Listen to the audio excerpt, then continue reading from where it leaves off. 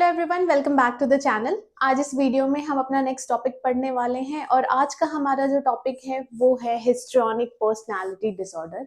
हम cluster B के disorders discuss कर रहे हैं और इससे पहले हमने anti social personality disorder discuss किया था। आज इस क्लास में हम क्लस्टर बी से सेकेंड डिसऑर्डर डील करेंगे और वो है हिस्ट्रियोनिक पर्सनालिटी डिसऑर्डर। ठीक है, तो सबसे पहले समझते हैं कि हिस्ट्रियोनिक पर्सनालिटी डिसऑर्डर क्या है। अब जो भी साइकेट्री पढ़ रहे हैं, आपने एक और टर्म सुना होगा, दैट इज हिस्टेरिया, है ना। हिस्टेरिया। अब हिस्टेरिया और हिस्ट्रियोनिक में कंफ्यूज नहीं होना है, ये दोनों ही अलग अलग है। हिस्टेरिया जो प्रॉब्लम होती है वो भी ऐसा ही है, कुछ अटेंशन सीकिंग बिहेवियर होता है उसमें, लेकिन उसके साथ साथ उसमें कुछ फिजिकल सिम्टम्स भी होते हैं। ठीक है, जैसे पैरालिसिस वगैरह भी उसमें इंक्लूडेड है। हिस्ट्रियोनिक जो ये वर्ड है ये आया है थिएट्रिकल बिहेवियर से। थिएट्रिकल बिहेवियर एज आप लोगों ने कभी ना कभी थिएटर में जाके एक्टिंग देखी होगी। जो भी एक्टर्स होते हैं वो थिएटर में एक्टिंग करते हैं, वो बहुत ही ड्रामेटिकली एक्टिंग करते हैं, एक डायलॉग को बहुत ही ड्रामेटिक वे में उसको बोलते हैं। ठीक है, तो वहां से ये जो टर्म है हिस्ट्रियोनिक का वो आया हुआ है। ठीक है, इसका सोली मतलब होता है थिएट्रिकल। Okay, theatrical.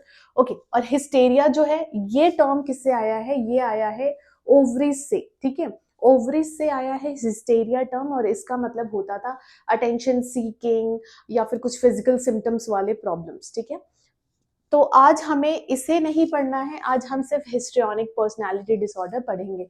पर इसमें बहुत ज्यादा लोगों को कंफ्यूजन रहता है, सभी ऐसा समझते हैं कि हिस्टेरिया ही हिस्ट्रियोनिक पर्सनालिटी डिसऑर्डर है, इसीलिए मुझे ये आपको क्लियर करना था। ओके, तो सबसे पहले हम डेफिनेशन स्टार्ट करते हैं हिस्ट्रियोनिक पर्सनालिटी डिसऑर्डर, जिसको हम एचपीडी भी बोलते हैं। डेफिनेशन क्या कहता है? HPD is a mental health condition marked by pervasive, excessive emotionality and attention seeking behaviour. ठीक है, तो जब भी आप हिस्ट्रियोनिक वर्ड देखोगे, सबसे पहले और सबसे इजी इसमें आपको याद रखने की जरूरत है अटेंशन सीकिंग बिहेवियर। ठीक है, अगर आपको अटेंशन सीकिंग बिहेवियर याद रहेगा, दैट मीन्स आप हिस्ट्रियोनिक पर्सनैलिटी डिसऑर्डर को याद रख पाओगे। ठीक है, ओके।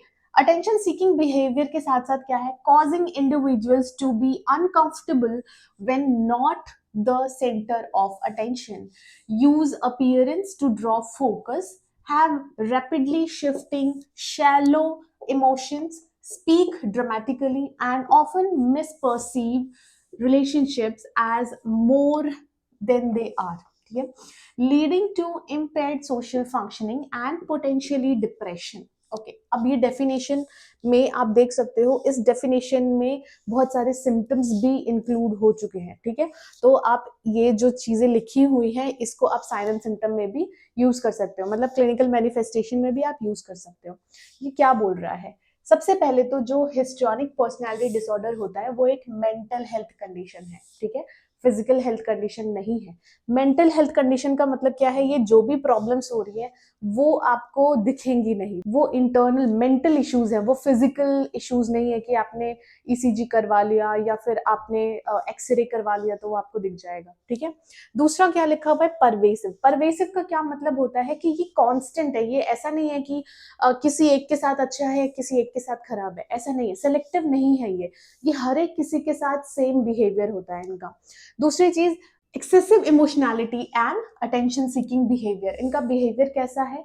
बहुत ही ज्यादा इमोशनल और अटेंशन सीक करने वाला। अटेंशन सीक करने वाले का क्या मतलब है कि सपोज एक लड़की है या एक लड़का है, ठीक है, कोई भी एक इंडिविजुअल है, अब वो क्या करेंगे? कहीं भी पब्लिक में जा रहे हैं या फ्रेंड्स के बीच में है, फैमिली के बीच में, कहीं भी है, अगर उन्हें अटेंशन मिल रहा है तो वो उन्हें बहुत खुशी होगी, ये बहुत अच्छा दिखने की कोशिश करते हैं। देखो यहाँ पे लिखा हुआ है use appearance to draw focus. ठीक है, तो ये बहुत ही अच्छा दिखते हैं, बहुत ही अच्छे तरीके से अपने आप को प्रेजेंट करते हैं सो दैट सबकी नजर इनके ऊपर रहे। और अगर गलती से भी किसी ने इनके ऊपर ध्यान नहीं दिया तो ये कुछ ना कुछ ऐसा करेंगे कि सभी का ध्यान इनके ऊपर आ जाए। ठीक है, और अगर कोई ध्यान नहीं दे रहा ना तो ये दूसरों को भी अनकंफर्टेबल फील करवा देंगे, खुद तो अनकंफर्टेबल होंगे ही कि मुझे कोई अटेंशन क्यों नहीं दे रहा, कोई मेरे पे ध्यान क्यों नहीं दे रहा, कोई मेरी बात क्यों नहीं सुन रहा, और दूसरों को भी ऐसा फील करवाएंगे कि तुम मेरी बात क्यों नहीं सुन रहे हो, तुम मुझ पे अटेंशन क्यों नहीं दे रहे हो, ठीक है। तो दोनों ही उसमें अनकंफर्टेबल हो जाते हैं अगर इनको अटेंशन नहीं मिला तो। उसके अलावा क्या है, ये ना एक रिलेशनशिप को मिसपर्सीव कर लेते हैं। ज़रूरी नहीं है कि रिलेशनशिप बहुत अच्छा हो या फिर मे बी किसी ने हाय हेलो कर दिया तो उसको वो बहुत एक्सट्रीम तक समझ लेते हैं, ठीक है। जैसा रिलेशनशिप है वैसा नहीं समझते। इनको ऐसा लगता है कि मैं इंपॉर्टेंट हूँ, इसे ये मुझे ही अटेंशन दे रहा है, मुझे ही अटेंशन मिलना चाहिए, या ये मुझे ही अटेंशन दे रही है।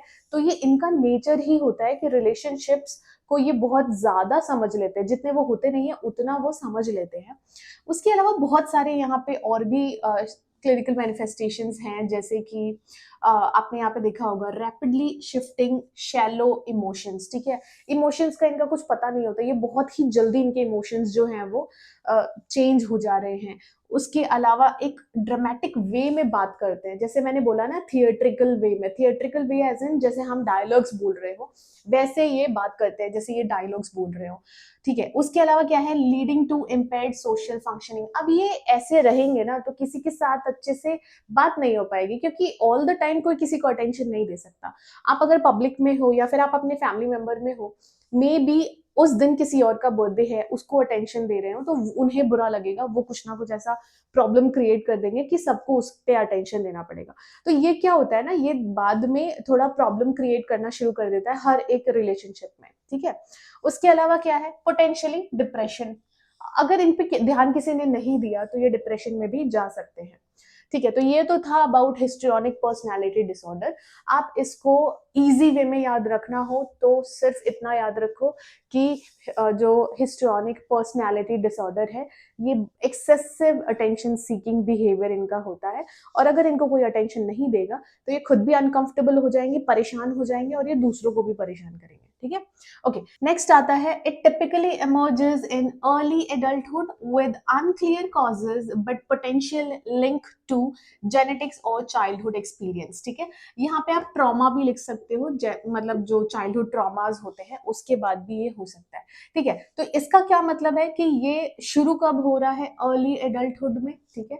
कोई क्लियर इसका कॉजेज नहीं है, अभी तक पता नहीं लगा है कि जिसको भी पर्सनैलिटी डिसऑर्डर हो रहा है एग्जैक्ट कॉज क्या है, पर लिंक किससे किया जाता है, या तो जेनेटिक्स, जेनेटिक्स एज इन अगर फैमिली मेंबर में किसी को भी ये पर्सनालिटी डिसऑर्डर रहा है तो वो आगे कंटिन्यू होता रहेगा। और दूसरी चीज की चाइल्डहुड एक्सपीरियंस कैसा रहा है, अगर किसी भी बच्चे का ट्रॉमेटिक एक्सपीरियंस है चाइल्डहुड का, ठीक है, या फिर किसी भी बच्चे का एक्सपीरियंस खराब है बचपन में, किसी ने अटेंशन दिया नहीं, या फिर होता है ना कि जब बच्चे मम्मी पापा दोनों ही जॉब कर रहे हैं, दोनों अच्छे से अटेंशन नहीं दे रहे हैं बच्चे पे, या फिर बहुत ही ज्यादा बच्चे हैं एक बच्चे पे ध्यान नहीं जा रहा है, तो वैसे बच्चे कुछ ना कुछ ऐसा करते हैं कि पेरेंट्स उन पे ध्यान दें, उनके रिलेटिव्स उनको फोकस करें, ठीक है। तो ये वहां से शुरुआत होती है। ओके, नेक्स्ट आते हैं साइन एंड सिम्टम्स पे। तो ऑलरेडी हम साइन एंड सिम्टम्स इसमें डिटेल में पढ़ चुके हैं, इसके अलावा भी और कुछ कुछ है, जैसे कि ड्रामेटिक बिहेवियर जो हमने ऊपर पढ़ा कि वो बहुत ही स्पीक ड्रामेटिकली, है ना, बहुत ज्यादा एक ड्रामेटिक बिहेवियर होता है उनका, बहुत ही ड्रामेटिक इमोशनैलिटी भी होती है। उसमें क्या मतलब है, इमोशनल ब्लैकमेल करते हैं ये दूसरों को, ठीक है। मतलब जिस भी रिलेशनशिप में है ये, या तो घर वालों के साथ या तो अपने पार्टनर के साथ, ये बहुत ही ज्यादा इमोशनल ब्लैकमेल करते हैं, ठीक है। ओके, नेक्स्ट आता है अटेंशन सीकिंग बिहेवियर, वो ऑलरेडी हम पढ़ चुके हैं। सेल्फ ड्रामेटाइजेशन, सेल्फ ड्रामेटाइजेशन का मतलब कि खुद ही ड्रामा करना, जैसे एक ड्रामा परफॉर्म करते हैं ना वैसे ये ड्रामा परफॉर्म करते हैं। ओके, नेक्स्ट आता है lack of consideration for others, दूसरों के बारे में बिल्कुल भी नहीं सोचते कि मैं जो भी कर रही हूँ या मैं जो भी कर रहा हूँ उससे दूसरों पे क्या इफेक्ट पड़ेगा, दूसरे हर्ट हो रहे हैं या नहीं, मेरे अनकंफर्टेबल, अगर कोई मुझे अटेंशन नहीं दे रहा और मैं उनसे लड़ रही हूँ या मैं उनको अनकंफर्टेबल फील करा रही हूँ तो दूसरों को कैसा लगेगा, ये सब चीजें वो सोचते नहीं है। सपोज किसी का बर्थडे है, उसको अटेंशन मिलना चाहिए तो ये कुछ ना कुछ ऐसा कर देंगे कि उसके ऊपर अटेंशन नहीं जाके सारा अटेंशन इनके ऊपर आएगा, ठीक है। और फिर भी इन्हें बुरा नहीं लगेगा कि अरे आज तो उसका दिन था ना, मतलब जिसका स्पेशल डे है उसको अटेंशन मिलना चाहिए, उससे स्पेशल फील करना चाहिए, तो वो खुद को ही स्पेशल फील कराना शुरू कर देते हैं। ओके, नेक्स्ट आता है लो फ्रस्ट्रेशन टॉलरेंस, ठीक है। ये बिल्कुल भी फ्रस्ट्रेशन को टॉलरेट नहीं कर सकते, अगर ये बहुत, एक तो बहुत जल्दी फ्रस्ट्रेट हो जाएंगे, देखा ही आपने, अगर इनको हल्का सा भी अटेंशन नहीं मिल रहा, अगर इनको लग रहा है कि अटेंशन नहीं मिल रहा, तुरंत फ्रस्ट्रेट हो जाएंगे और वो फिर टॉलरेट नहीं कर पाएंगे, ठीक है। ओके, वेग स्पीच एंड लैकिंग डिटेल्स। अगर ये जब बात करते हैं ना तो इनकी जो स्पीच होती है वो बहुत अजीब होती है और उसमें डिटेल्स नहीं होंगी। सपोज ये कोई स्टोरी सुना रहे हैं अपने बारे में या फिर कुछ भी अटेंशन सीख करने के लिए एक स्टोरी सुना रहे हैं, तो उसमें डिटेल्स लैक होंगे, या फिर अपनी बात भी कर रहे होंगे तो उसमें डिटेल्स मेंशन नहीं होंगे। अपीयरेंस फोकस्ड, बहुत ही ज्यादा अपीयरेंस फोकस्ड होते हैं, ग्रूमिंग पे बहुत ध्यान देते हैं कि मैं अच्छी दिखने चाहिए या मैं अच्छा दिखना चाहिए, ठीक है। जो भी इंडिविजुअल है जिससे भी हिस्ट्रियोनिक पर्सनालिटी डिसऑर्डर है, वो अपने अपीयरेंस पे बहुत ज्यादा ध्यान देते हैं कि मुझे अपने ऊपर बहुत ध्यान देना है, मैं अच्छी दिखूंगी या अच्छा दिखूंगा तभी सब मुझे अटेंशन प्रोवाइड करेंगे। देखो यहाँ पे लिखा हुआ है excessive concern with physical appearance to draw attention, ठीक है। तो अगर अच्छे दिखेंगे तभी उन्हें अटेंशन मिलेगा, ये ऐसा सोचते हैं, इसी वजह से खुद को बहुत ही अच्छे से रखते हैं। लास्ट है यहाँ पे इजीली इन्फ्लुएंस्ड बाय अदर्स, ठीक है। तो ये बहुत ही जल्दी इन्फ्लुएंस हो जाते हैं, मतलब ये अपना खुद का दिमाग यूज नहीं करते हैं कि किस चीज में इन्हें, जैसे जजमेंट अगर इनसे करवाना हो तो ये बिल्कुल भी राइट पर्सन नहीं है, बिकॉज ये बहुत ही इजीली किसी से भी इन्फ्लुएंस हो जा रहे हैं, ठीक है। Judgement as an, I am not talking about any shows जो जज करते हैं, उसकी बात नहीं कर रही हूँ। डे टू डे लाइफ में जो हम जज करते हैं, मतलब जो हमारे जजमेंट्स होते हैं, जैसे कि कोई भी काम हो रहा है उसको कैसे करना है, उसको कैसे परफॉर्म करना है, तो वो करवाने के लिए ये राइट पर्सन नहीं है। इनसे इनको कोई भी मैनिपुलेट कर सकता है, थोड़ा सा ज्यादा अटेंशन दो और ये फिर मैनिपुलेट हो जाएंगे, ठीक है। तो this was all about histrionic personality disorder. अगर आपको हिस्ट्रियोनिक पर्सनालिटी डिसऑर्डर याद रखना है तो वन वर्ड में अगर आपको याद रखना है तो अटेंशन सीकिंग डिसऑर्डर, ठीक है। अगर ये याद रहा तो आपको सारी स्टोरी अच्छे से याद रहेगी। एंड आई होप आपको ये सब अच्छे से समझ में आ गया हो। आज के लिए इतना ही। अगर ये वीडियो अच्छी लगी तो वीडियो को लाइक करें, चैनल को सब्सक्राइब करें, और कोई भी डाउट या फिर रिकमेंडेशन है तो आप मुझे कमेंट सेक्शन में बता सकते हैं। Thank you so much for watching.